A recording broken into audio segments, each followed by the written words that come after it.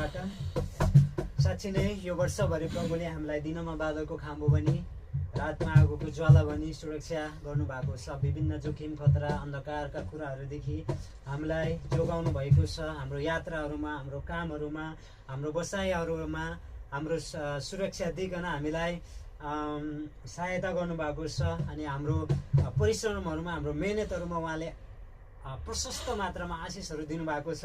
अनि जसको कारणले हामीले यो जीवन जिउन पाइराखेका छौँ। अनि परमेश्वरलाई महिमा भएको होस्। म पवित्र धर्मशास्त्र बाइबलबाट केही परमेश्वरको जीवित वचनलाई म हेर्न चाहन्छु। हामीले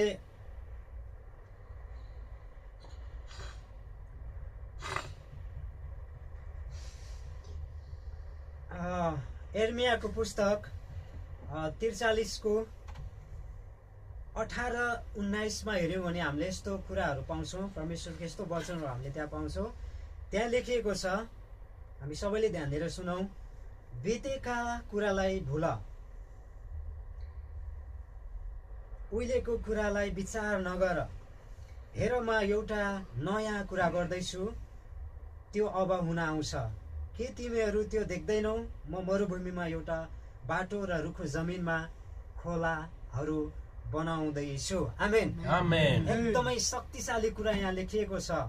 परमेश्वरले भन्नुभएको छ, हेर म एउटा नयाँ काम गर्दैछु, एउटा नयाँ कुरा गर्दैछु। पुरानो कुराहरूलाई बिर्सिदेऊ, उहिलेको कुराहरूलाई भुलिदेऊ। तिम्रो जीवनमा, तिमीहरूको जीवनमा यस्तो नयाँ, यस्तो शक्तिशाली काम म गर्दैछु। तिमीहरूलाई थाहा छैन, मरुभूमिमा म पानीको मूल म फुटाउनेछु। अनि सुक्खा जमिनहरूमा चाहिँ म बिउ उब्जनीहरू गर्नेछु, ल्याउनेछु भनेर प्रभुले भन्नुहुन्छ।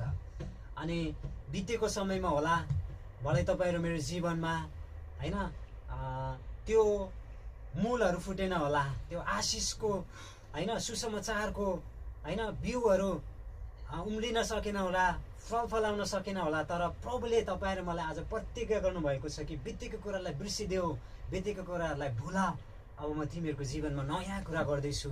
तिमीहरूको रुखो जमिनमा म अन्न उब्जाउनेछु। तिमीहरूको त्यो मरुभूमिमा चाहिँ मरुभूमि रूपी तिमीहरूको जीवनमा मैले पानीको मूलहरू फुटाउनेछु भन्नुहुन्छ। त्यस्तै गरिकन म अर्को यिर्मयाको पुस्तकलाई पनि म अध्ययन गर्न चाहन्छु। यिर्मया 29 को 11 मा प्रभुले यसो भनेर तपाईँहरू मेरो लागि प्रतिज्ञा, अर्को यस्तो मिठो प्रतिज्ञा गर्नुभएको छ। उहाँले भन्नुहुन्छ यिर्मया 29 को 11 मा,